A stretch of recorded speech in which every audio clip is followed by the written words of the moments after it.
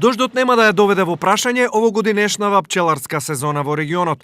Времето вакво како што е во моментов за пчелите и за пчеларите е добро. Тука кај нас не е имало обилни големи дождове. Преко дено заврне половин саат, 15 минути, после сонце огрее, тоа е добредојдено за пчелите.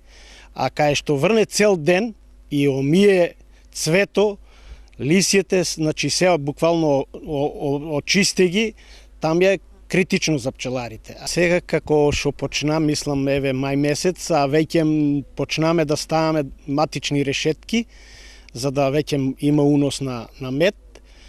Ја мислам дека треба да биде годината добра. Сепак генерално, климатските промени не им одат во прилог на пчеларите. Дали колку влијаат климатските промени? Имаме екстремно топли лета, екстремно ладни зими?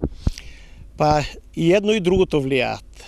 И многу топлото не вреде, и многу ладното пак не вреде.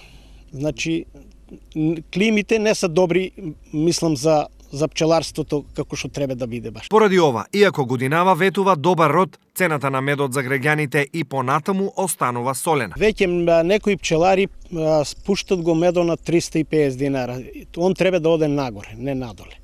Јас испод 400 не да. Тоа е буквално како и у продавницата, у маркетите, у дисконтите што има поевтин мед, таа е правен мед.